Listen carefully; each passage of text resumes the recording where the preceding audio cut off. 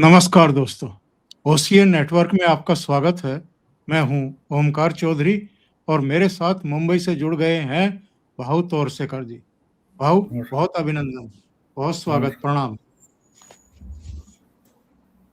भाऊ, गेम तो ट्रंप ने शुरू किया था, ऐसा लगता है मोदी खत्म करेंगे। ब्लैकमेल करके, धमका करके, हाथ उमेट करके दुनिया भर के देशों से डील कर रहे हैं या जबरन साइन करवा रहे हैं। भारत धमकी में नहीं आया और मोदी हाथ पर हाथ रख करके भी नहीं बैठे हैं। तो एक बात होती है, देखो आप कितने शक्तिमान हो, ताकतवर हो, उससे डिसीजन नहीं होते ना। बात हम दुनिया भर क्या बोलते हैं, डेमोक्रेसी है या ये है वो है।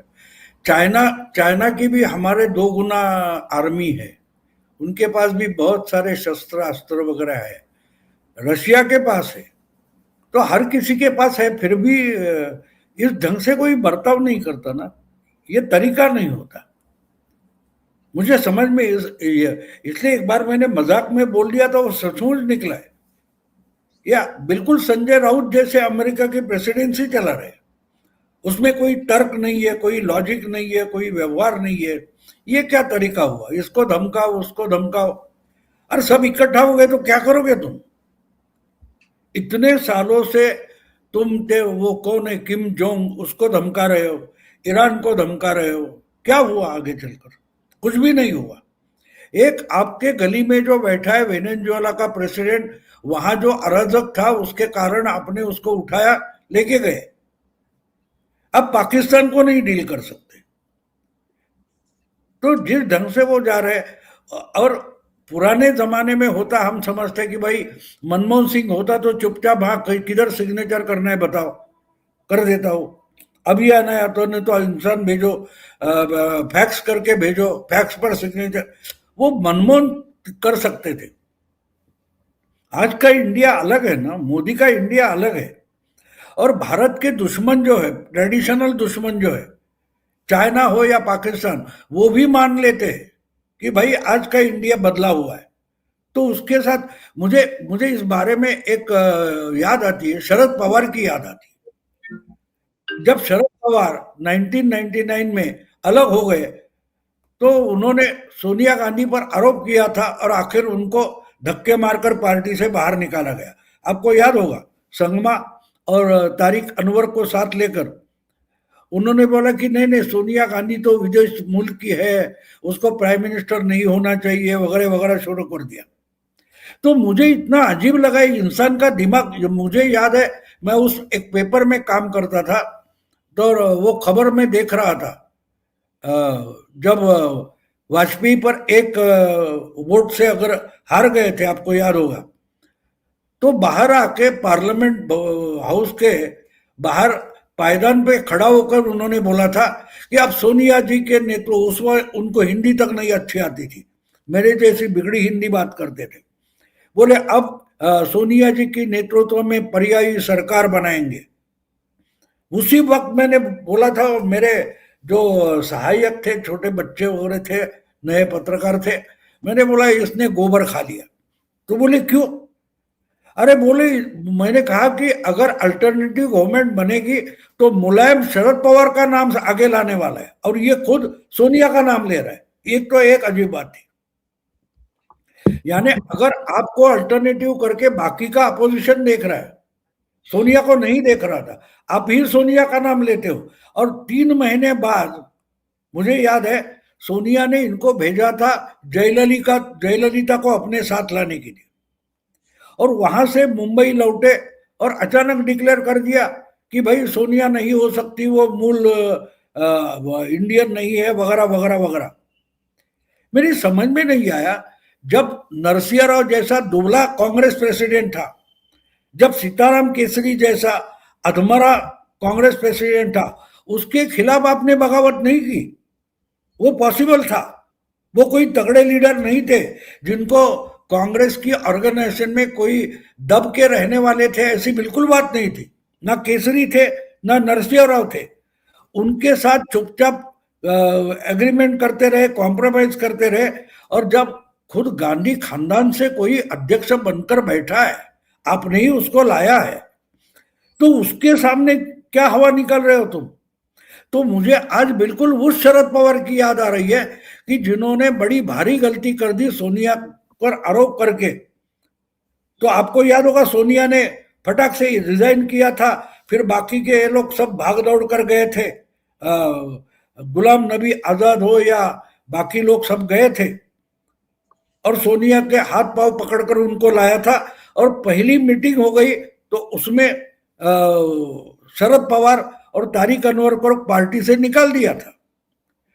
तो समझ में नहीं आता, जहां आपकी ताकत नहीं है वहां आप क्यों लड़ना चाहते हो? क्या जरूरत है? ये बंदी मुट्ठी है, कांग्रेस अमेरिका सुपर पावर है, ये बंदी मुट्ठी है, आपने खोलने की क्या जरूरत थी? मेरी समझ में नहीं आया। जो बातें पॉलिटिकली और डिप्लोमेटिकली हो सकती है, उसके लिए हर बार आप तलवार निकालोगे तो कुछ नहीं होगा।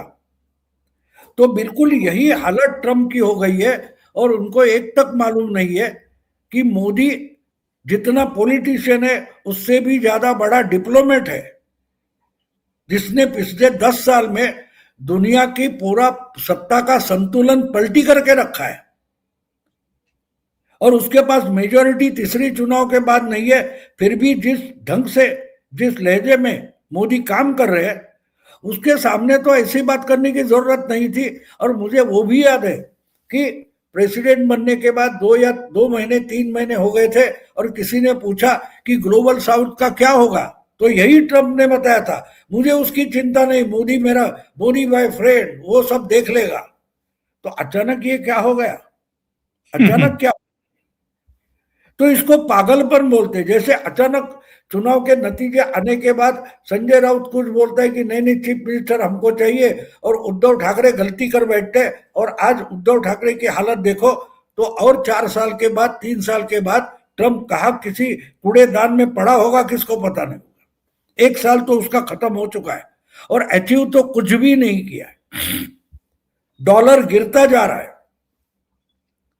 ब्रिक्स का एक एक देश मिलकर डॉलर अपने पास जो है या डॉलर के बॉन्ड है वो बेच रहा है, सोने का बैकिंग नहीं रहा है। बिल्कुल।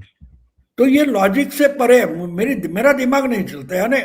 कोई भी अगर छोटा सा मच्छर हो, वो भी अपने को कैसे बचाए, मैं काटूंगा तो मुझे मारा जाएगा, ये मच्छर जानता है, तो उसके पास वो चालाकी होती है, मारने को जाओ निकल जाता है। तो इतना तगड़ा देश का जो प्रेसिडेंट है, ये गलतियां क्यों कर रहा है, मेरी समझ के परे। भाव पुतिन दिल्ली होकर के गए हैं, रूस के साथ कई समझौते हुए हैं भारत के। यूरोपियन यूनियन की टॉप लीडरशिप गणतंत्र दिवस में मुख्य अतिथि रही, और आज एफटीए पे साइन भी हुआ। इसको अब तक का सबसे बड़ा एफटीए साइन ट्रेड डील माना जा रहा है। करीब करीब 200 करोड़ जनता, 45 करोड़ यूरोप के इन 27 देशों में, और अगर हम नॉर्वे, स्विट्जरलैंड और ब्रिटेन की भी मिला लें तो सीधा 200 करोड़ बैठता है।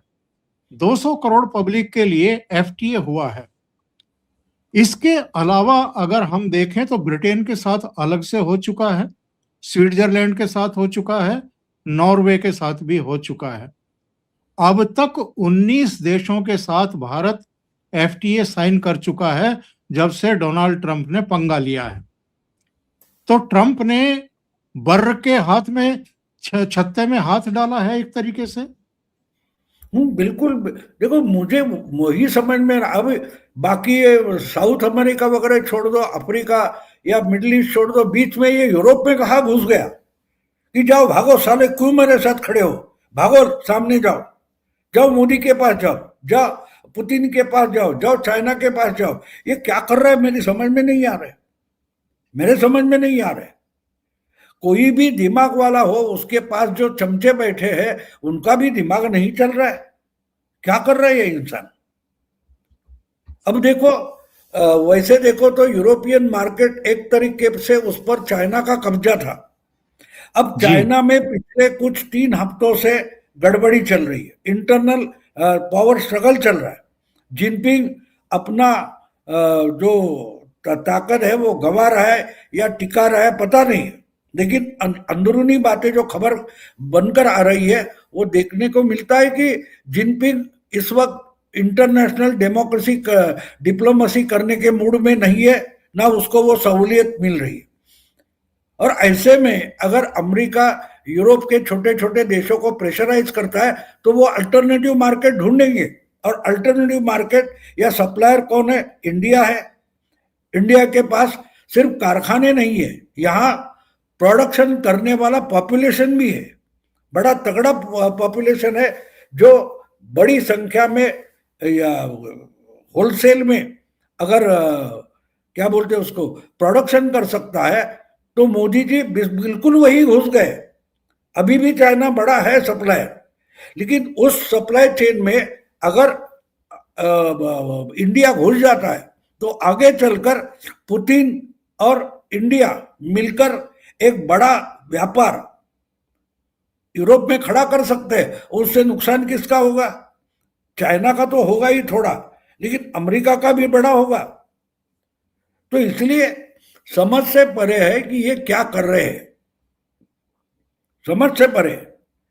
एक देखो, लड़ाई में जो मैं बार बार उसको कोट करता हूं, सन त्सू करके जो चाइनीज वॉर गेम वाला बड़ा दिमाग वाला इंसान है, उसका जो किताब है उसमें कोट है, मैंने बार बार बोलता हूं कि जो जीतने वाला होता है जंग, वो पहले जंग जीत जाता है और फिर जंग में कूद जाता है, और हारने वाला वो होता है वो पहले जंग में कूद जाता है और बाद में सोचता है कि ये जंग में जीतूंगा कैसे। तो मुझे ट्रम्प बिल्कुल ऐसे जंग में फंसते जा रहे हैं ऐसा मुझे लगता है, क्योंकि अचानक हम सुनते कि कुछ हो गया, फिर जेलेंस्की को बोलेगा कि चल तू अभी सीज फायर कर ले, नहीं होता।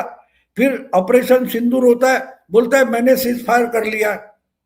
फिर इजराइल और जो गाजा का मामला था, मैंने सीज फायर किया, अभी तक एक बात सच नहीं साबित हुई। तो ये बकवास करके बकैती करके हासिल क्या कर रहा है ये समझ में नहीं आ रहा। एक बात, और उसकी चर्चा तक नहीं हुई। उसने वेनेजुएला का जो प्रेसिडेंट था उसको उठाकर लेके गए, मैं मानता हूं वो ट्रम्प की बड़ी अचीवमेंट है, लेकिन इसके लिए ट्रम्प अकेला नहीं था। वहां की पब्लिक रास्ते पर उतरी थी, प्रेसिडेंट के खिलाफ थी। प्रेसिडेंट यानी गवर्नमेंट के खिलाफ अगर बड़ा पॉपुलेशन है तो वहां बाहर की कोई अमेरिका जैसी आर्मी मिलिट्री की ताकत उतर जाती है तो वहां का प्रेसिडेंट हारेगा। उसको उन्होंने नहीं हराया, परिस्थिति ने हराया और उसकी गलतियों ने हराया। लेकिन वही वेनेजुएला का मदुरो का मामला छोड़कर एक जगह ऐसी देखा, एक साल भर में जो कुछ ट्रंप ने किया है वो सिर्फ गलतियां की, तो उसका फायदा उठाना ही तो डिप्लोमेसी होती है। मोदी जी अगर यूरोप में घुसकर ये फायदा उठाकर अलग अलग एग्रीमेंट कर रहे हैं, डील कर रहे हैं, वैसे तो हमने देखा सऊदी में हुआ, यूएई में हुआ, रूस के साथ हुआ है, छोटे मोटे तो होते रहते। इवन चाइना भी भारत के लिए रास्ते खोल रहा है। इसका मतलब क्या है? मतलब सीधा है कि ट्रंप जो गलती कर रहा है उस गलती का फायदा इंडिया उठा रहा है, मोदी जी उठा रहे हैं। बिल्कुल सही बात आप कह रहे हैं भाऊ, लेकिन ये एक बहुत बड़ा अचीवमेंट है भाऊ, क्योंकि यूरोपियन यूनियन और उसी के हिस्से के नाटो देश, ये सब तो एक तरीके से अमेरिका के ही रहमो करम पर चलते रहे हैं, वहीं से दिशा देश प्राप्त करते रहे हैं, वो एक दूसरे को कॉम्प्लीमेंट करते रहे हैं। ये नौबत कैसे आ गई कि अब यूरोपियन यूनियन का भी, नाटो देशों का भी अमेरिका के साथ टसल भी चल रहा है और मोहभंग भी हो रहा है। नहीं, जहां तक अमेरिका इनको सब्सिडाइज करता था तब तक अमेरिका और नाटो ठीक था। ट्रंप आने के बाद ट्रंप बोला नाटो का आपका हिस्सा भी आप उठाओ, हमेशा हम सब्सिडी पर आपको नहीं जिंदा रखेंगे। तो उनके लिए अमेरिका फायदे का सौदा नहीं रहा, तो उनको भी अल्टरनेटिव ढूंढने पड़ेंगे। और आपके लिए यानी अमेरिका के लिए, अमेरिका जो जियो पॉलिटिक्स खेल रहा है उसमें आपके लिए हम रूस के दुश्मन बने, लेकिन रूस की एनर्जी पर, फ्यूल पर ही पूरा यूरोप निर्भर भी है। तो वो क्या करेंगे? आप सब्सिडाइज भी नहीं करेंगे और बोलेंगे चुपचाप हमारे लाइन में खड़े हो जाओ। तो क्यों खड़े होगे भाई, क्यों खड़े होगे? आपने ईरान पर हमला किया, आपने अफगानिस्तान पर हमला किया, तो यूके आपके साथ रहा है, लेकिन नाटो के कारण रहा है। बाकी जो छोटे मोटे नाटो के देश है वो भी अमेरिका के साथ इराक हो, अफगानिस्तान हो या सीरिया हो जाते रहे, लेकिन उसका कारण सब्सिडी था। अब ये सब्सिडी चलते रखने के लिए इन्होंने जो कागज के डॉलर बना दिए। अमेरिका सबसे बड़ी फाइनेंशियल पावर वगैरह बोलना ठीक है, लेकिन पावर नहीं है, वो कर्ज में डूबा हुआ देश है। आप उनको कुछ 38 या 39 या 40 ट्रिलियन डॉलर की इकोनॉमी बोलते हो, उसमें टू थर्ड यानी मान लो 26-27 करोड़ 26-27 ट्रिलियन डॉलर का कर्जा है। इन्होंने कागज के बॉन्ड बनाए और डॉलर में बेच दिए। तो जिनके जिनके पास, सऊदी के पास हो गए, भारत के पास हो गए और चाइना के पास हो गए, वो कागज है। आपकी गारंटी हमने मानी है ना, नहीं तो हमारा डॉलर, हमारा ये कागज ले लो, हमको आपका बॉन्ड नहीं चाहिए। तो वो इकोनॉमी अब डूबने आई है। जैसे अचानक आपको मालूम होगा कि एक कंपनी होती है, उसके बड़े सब शेयर्स होते हैं। वो शेयर तो कागज होता है, लेकिन उस शेयर को मार्केट में जो वैल्यू होता है, शेयर मार्केट में जो वैल्यू होता है, वो अगर वैल्यू गिर जाए तो वो तो फालतू का कागज हो गया। 8 नवंबर 2016 मोदी जी ने भाषण किया और बोला आज के बाद 500 रुपया, 1000 रुपया की जो नोट है वो हम निकाल रहे, डिमोनेटाइज कर रहे। आज रात 12 बजे के बाद वो कागज के टुकड़े बन जाएंगे। तो एक तरीके से जो आज तक पिछले 15-20 साल में अमेरिका ने एक झूठी इकोनॉमी खड़ी की थी, बॉन्ड डॉलर की, वो अब संकट में आई है। और वहां से निकले कैसे? इसलिए ठीक है भाई, इनकी सब्सिडी बंद कर दो, वेनेजुएला का पेट्रोल उठाने की या ऑयल उठाने की दादागिरी करो, अलग अलग तरीके से। यानी जो आपको बिल्कुल सिंपल करना है, तो नीरव मोदी को मोदी सरकार ने कभी लोन नहीं दिया था। विजय मल्ल्या को मोदी सरकार ने कभी भी लोन नहीं दिया। पेट्रोल की कीमतें कंट्रोल में रखने के लिए जो ऑयल कंपनियों को भारत सरकार ने बॉन्ड लिख के दिए थे, वो सब किसके सर पर आ गया? मोदी के सर पर आ गया। तो आज जो कांग्रेस वाले चिल्ला चिल्ला कर बोलते हैं कि हमारे समय में तो पेट्रोल 60 रुपया था, 55 रुपया था। अरे बॉन्ड लिखे थे ना तुमने, वो बॉन्ड तुम्हारे चाचा आकर, मनमोहन चाचा स्वर्ग से निकलकर आकर उसका भुगतान करेंगे। वो तो आज सरकार चलाएगा, उसके सर पर आए। तो ओबामा हो या बाइडेन हो या उसके पहले के लोग हो, उन्होंने जो डॉलर बॉन्ड बनाए, उस सबका बोझ अब ट्रम्प के सर पर आया। और एक तरीके से वो बोझ है, और इसमें ये बीच में अपना बिटकॉइन का नाटक भी कर रहा है।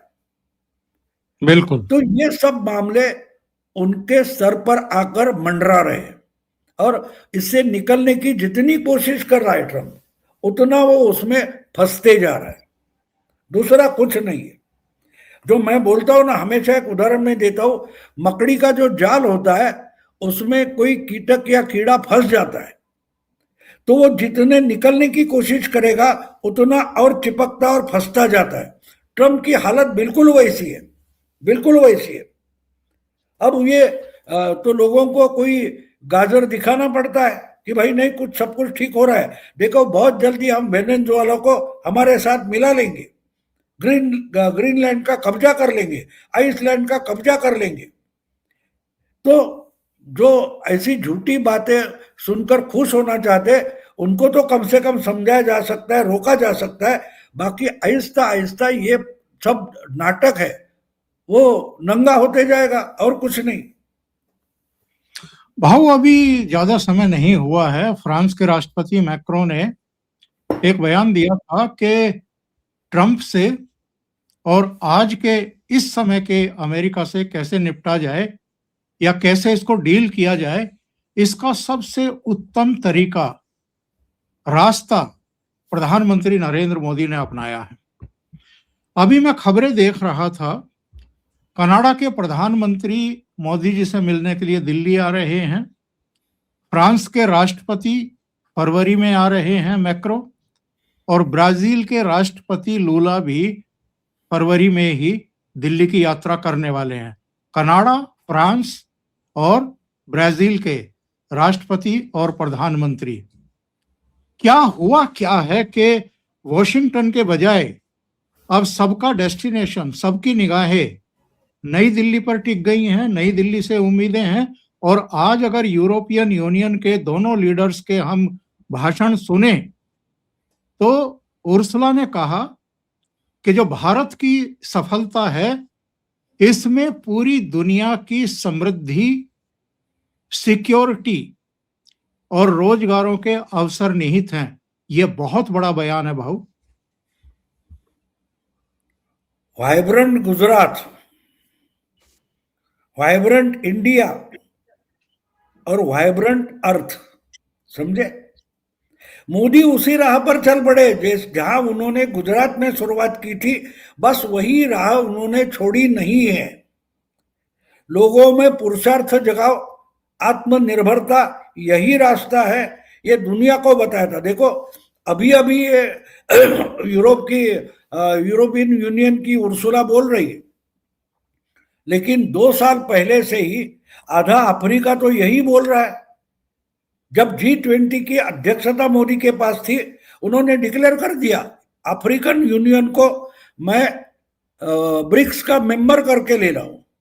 याद होगा आपको, G20 का मेंबर करके लिया। तो वहां के जो 20-22 छोटे छोटे देश है अफ्रीका के, यानी आधा अफ्रीका मोदी को लीडर मानने पर बाध्य हुआ, क्योंकि मैं आपके लिए आवाज बनूंगा, ये बोला था G20 में। मोदी ने क्या बोला था? मैं आपके लिए आवाज बनूंगा। तो उसका मतलब ये था सिर्फ G20 में नहीं, बल्कि ब्रिक्स में हो या इंटरनेशनल मंच पर मैं छोटे गरीब देशों की आवाज बनूंगा। तो आधा अफ्रीका वहां से आया था, आधा यूरोप आ गया है, और थाईलैंड हो, फाइलैंड हो, ये जो छोटे छोटे एशियाई देश है, वो पहले से ही अधमरे पड़े हैं। उनको भी कोई मोदी जैसा उद्धारक चाहिए। तो बचा क्या है इनके पास? बचा क्या है? तो बचा था कनाडा, ब्राजील, साउथ अफ्रीका और फ्रांस, जो यूरोप की एक समय की महाशक्ति और आज भी वीटो बोला जाता है। और आपको याद होगा बहुत पहले से, 1-1.5 साल से मैं एक बात कर रहा हूं कि मोदी जी नया यूनो निर्माण कर सकते हैं, और अगर रीडेवलपमेंट होती है तो पुराना मकान तोड़ना पड़ता है, तहस महस करना पड़ता है। तो एक तरीके से मोदी उसमें लगे हुए हैं और ट्रंप उनकी मदद कर रहे हैं। बोलते मुझे टेंडर दो, मैं यूनो तोड़ देता हूं। आज जो जानकारी मेरे पास है या मैंने कहीं पढ़ी है अलग अलग, तो यूनो के जो अलग अलग कुछ 50 से ज्यादा छोटे मोटे इंटरनेशनल फोरम हैं, उससे अमेरिका ने अपनी सदस्यता वापस ली है। यानी 70 हम आपको अभी इसके आगे ऐसे 70 संगठनों से अपने को विड्रॉ कर लिया। तो मतलब यह है कि आज के बाद मैं आपका सब्सिडी का पैसा नहीं देने वाला। ये बहुत बड़ी बड़ी बातें करते हैं, लेकिन इनके पास चलने के लिए पैसा कहाँ है? आपको याद होगा कोरोना का फैलाव हो गया, तब इनके पास, वर्ल्ड हेल्थ ऑर्गेनाइजेशन के पास पैसा नहीं था, उनको चलाने की जिम्मेदारी चाइना ने उठाई थी। तो चाइना में जो कोरोना फैल रहा था, वो बात वर्ल्ड हेल्थ ऑर्गेनाइजेशन ने छुपा के रखी थी। इसलिए देखते देखते 2-2.5 महीने में शायद वहां मुझे लगता है अक्टूबर के आसपास, अक्टूबर 2019 में कोरोना फैलना चाइना में शुरू हो गया था। तो जो वर्ल्ड हेल्थ ऑर्गेनाइजेशन का डेलीगेशन गया था, उनको वह बात पता थी, उन्होंने छुपा के रखी और दुनिया भर फैल गया। तो ये साले फुकट के भीख मिलती है कटोरे में, उस पर चलने वाले फोरम है, तो उनको खरीदने में कितना टाइम लगता है। मोदी और पुतिन मिलकर इनके मुंह पर अगर 2-4 अरब डॉलर का भीख फेंकेंगे तो ये चुपचाप तुम्हारे साथ आ जाएंगे, कोई बड़ी बात नहीं। तो इसलिए मैं पिछले 2 सालों से ज्यादा बोल रहा हूं कि मोदी यूनो तोड़ेंगे। और मुझे तो यहां तक दिखाई दे रहा है कि जो मुंबई में, नवी मुंबई में बड़ा एयरपोर्ट बना है, तो मोदी जी का टारगेट है कि मुंबई को अगला न्यूयॉर्क बनाना है, जहां यूनो का हेडक्वार्टर होता है। बहुत क्योंकि महत्वपूर्ण न्यूयॉर्क भी अमेरिका की, दुनिया की आर्थिक राजधानी है। तो एक तरीके से जो खबरें आप मुझे सुना रहे हो, वो मेरा जो दावा है पिछले 1.5-2 साल से, उसको आधार दे रही है कि हाँ बिल्कुल हर कोई मुंबई की तरफ, भारत की तरफ देख रहा है कि भारत एक नई इंडस्ट्रियल और फाइनेंशियल और कमर्शियल राजधानी दुनिया की बनकर उभर रहा है, और इसलिए ये लोग आ रहे हैं, और कौन सी बड़ी बात है। भाऊ, जो कुछ आप कह रहे हैं वो एक और घटना इसकी पुष्टि करती है। अभी गाजा पीस बोर्ड के नाम पर इन्होंने दुनिया के चुनिंदा देशों को आमंत्रण पत्र भेजा था कि आप लोग 10,000 करोड़ डॉलर दो और इसकी अस्थाई सदस्यता ले लो। बहुत सारे देश जिनका कोई, मैं नहीं समझता कि इकोनॉमिकली भी और वैसे भी उनका कोई बहुत ज्यादा शेयर है दुनिया में, ऐसे लोग तो, और जो जिनकी ये वहां मरोड़ सकते हैं, जिनको ब्लैकमेल कर सकते हैं, धमका सटका करके बुला सकते हैं, वो सब तो इनके साथ इकट्ठा हो गए। 50 से ज्यादा देशों को इन्होंने निमंत्रण भेजा, लेकिन केवल 20-22 उस समय इकट्ठा हुए जब इसकी घोषणा हुई, 50 भी इकट्ठा नहीं हुए। तो गाजा पीस बोर्ड से जैसे ही भारत ने दूरी बनाई या चुप्पी साधी, वैसे ही चीन और रूस दोनों थोड़ा पीछे हट गए। वो भी, उन्होंने भी कोई जवाब नहीं दिया भारत की। अच्छा, ब्राजील को इन्होंने खुन्नस में आमंत्रण ही नहीं भेजा था कि आप आइए। क्या इस घटना से अब ट्रंप की समझ में आ गया होगा कि ये जो आप घुड़की दे करके, धमकी दे करके, ब्लैकमेलिंग से, दूसरे तौर तरीकों से पूरी दुनिया को अपनी उंगली के इशारे पर नचाना चाहते हैं, अब दुनिया आपके इशारे पर नाचने को तैयार नहीं है? देखो, समझ में आना एक बात अलग होती है, और उसका स्वीकार करना और अकॉर्डिंगली अपना आचरण करना अलग बात होती है। उद्धव ठाकरे की समझ में आ गया कि वो विधानसभा चुनाव बुरी तरह से हार गए, कॉरपोरेशन का चुनाव बुरी तरह से हार गए। समझ में नहीं आने का क्या मतलब है, आंकड़े सामने है, समझ में आता है, लेकिन उनके जो तेवर है वो नहीं उतर रहे।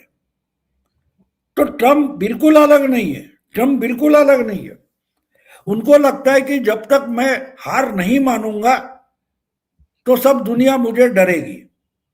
तो वो समय चला गया है, उनकी समझ में नहीं आ रहा है। अब देखो, यूनो का क्या काम होता था, यूनेस्को का क्या काम होता था, और जो कोई बड़े यूएन ह्यूमन हेल्थ, क्या ह्यूमन रिहेबिलिटेशन वगैरह चल रहा था, हमेशा वो लोग पहले गाजा में दौड़ते थे, खाना पीने का सामान लेकर, दवाइयां लेकर जाते थे। आज कौन भेजता है? कहीं भूकंप हो गया, भारत भेजेगा, हम गेहूं भेजेंगे, हम आटा भेजेंगे, हम दवाइयां भेजेंगे, हम डॉक्टर का एक डेलीगेशन भेजेंगे। ये कौन काम करता था? चाइना कर रहा है, आज रूस कर रहा है, अमेरिका कर रहा है, नहीं, इंडिया कर रहा है। जो छोटे छोटे देश है उनको समझ में आया है, ट्रम्प की समझ में कुछ आने की जरूरत नहीं है। जो यूनो के 150-200 मेंबर है, उनको समझ में आ रहा है कि अगर कोई हमारे लिए भगवान की तरह दौड़ कर आएगा तो इंडिया आएगा, तो अपने आप बाजी पलट जाती है। ये आप स्वीकारो या ना स्वीकारो, उससे भारत को और मोदी को कोई मतलब नहीं है। भारत किसी का वैलिडेशन या मान्यता नहीं चाहता, ये आप समझ लो। और इसलिए ट्रम्प जो करना है करे, मोदी अपनी तरीके से जा रहे हैं। और देखो, अब 8 महीने से ज्यादा हो गया, लेकिन ट्रम्प जो बकैती कर रहा है उसका मोदी जवाब तक नहीं देते, इग्नोर करते हैं। तो बात साफ है, जिनको समझना है समझो, ना समझे वो अनाड़ी है, और क्या है। हाँ, एक बात है, और इसके बीच में जो खबर आई थी, यूके है, फिर फ्रांस है, ऐसे देश, कनाडा भी है, बोलता है कि हमको ब्रिक्स में आना है। इसका मतलब क्या है? ब्रिक्स नया यूनो बनने जा रहा है, जिसकी लीडरशिप यहां से वहां से देखो तो एक तरीके से मोदी कर रहे हैं। अगर ब्राजील यहां आ रहा है, मतलब क्या है? मतलब बोलता है कि यही ब्रिक्स की लीडरशिप तो मोदी के पास है, यानी उनको चुना नहीं है, लेकिन एक तरीके से मोदी ही ब्रिक्स को लीड कर रहे हैं। और पॉलिसी जो है डी डॉलराइजेशन, वो लेकर मोदी ही चल पड़े हैं, तो बाकी के आहिस्ते आहिस्ते फॉलो कर रहे हैं। तो लीडरशिप अगर हमारे पास है, यूनो की लीडरशिप एक तरीके से अमेरिका के पास थी, वो लीडरशिप बिन बताए इंडिया के पास आ रही है। बाकी के लाइन में खड़े हो जाएंगे, उसमें कोई बड़ी बात नहीं है, बड़ी बात नहीं है। अभी अभी एक सीनेटर का ऑडियो लीक हुआ है, जिसमें राष्ट्रपति ट्रंप के साथ हुई उनकी बातचीत के बारे में चर्चा है। और उन्होंने ट्रंप को समझाया था कि भारत के साथ ऐसा व्यवहार मत करिए, ये ट्रेड डील सिरे चढ़ाइए। उसमें दावा किया गया है कि एक तो इनके आर्थिक सलाहकार, एक इनके वित्त मंत्री और एक खुद डोनाल्ड ट्रंप, ये तीनों और उपराष्ट्रपति वेंस, ये ही सबसे बड़ा रोड़ा बन गए हैं भारत के साथ ट्रेड डील में। तो ये भारत को एक तरीके से सबक सिखाना चाहते थे, मोदी को अलग थलग करना चाहते थे, पॉलिटिक्स खराब करना चाहते थे, यहाँ की इकोनॉमी को डेड बता करके और ट्रेड डील को सिरे ना चढ़ा करके। लेकिन दांव उल्टा पड़ गया भाव। 19 देशों के साथ अब तक भारत ट्रेड डील कर चुका है, एफटीए साइन कर चुका है। नहीं, देखो, दाव था ही नहीं, दाव था ही नहीं। हमारे यहाँ के जर्नलिस्ट जो है ना, वो वेस्टर्न और अमेरिकन पेपर की जो झूठी थाली के बाहर पड़ा हुआ खाना होता है, वो उठा के हमें परोसते। तो डील उसका उनका सबक वो क्या सिखाएंगे? अगर हम आपको रिकॉग्नाइज नहीं कर रहे तो आप क्या हमें सबक सिखाओगे? जो बकवास करने करो, अपने हाथ से मरो, हमको क्या करना है? हमको परवाह नहीं है। जब मोदी उनको जवाब तक नहीं दे रहे तो वो सबक सिखा रहे, वो सबक हम भी क्यों बोले? छोड़ दो उनको, अपने कर्म से मरने दो।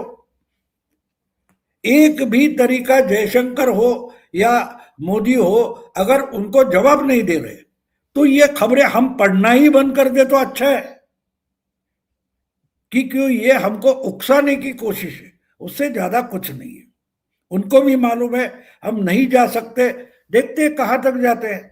और मोदी भी इंतजार में बैठे, जाओ और डूबो, और डूबो, और डूबो, ये मोदी का जवाब है। और हमको जो करना है हम कर रहे। आप नहीं कहा 19 देशों के साथ डील कर दिया, रूस के साथ किया, इसके तो हमारा तो काम चल रहा है, हमारा कुछ भी बिगड़ा नहीं है। भाऊ, बहुत बहुत धन्यवाद इतना समय देने के लिए, समय निकालने के लिए। बहुत महत्वपूर्ण चर्चा आपसे के साथ हुई है और दर्शकों को भी अच्छी लगी होगी। अगर आपको ये चर्चा अच्छी लगी है तो लाइक का बटन दबाएं, ये वीडियो साझा करें अपने मित्रों के साथ ग्रुप्स में। इसके अलावा चैनल आपने सब्सक्राइब नहीं किया है तो जरूर कर लें। साथ में लगे बेल आइकॉन को दबा दें, उसमें भी ऑल वाला बटन दबाएं, ताकि सभी नोटिफिकेशन आने वाले वीडियो के आपको जरूर मिल जाएं। भाव के 2 चैनल हैं, मराठी में प्रतिपक्ष, हिंदी में प्रतिवाद, तो दोनों को सब्सक्राइब करें और उनको सहयोग करें। Thank you so much. नमस्कार।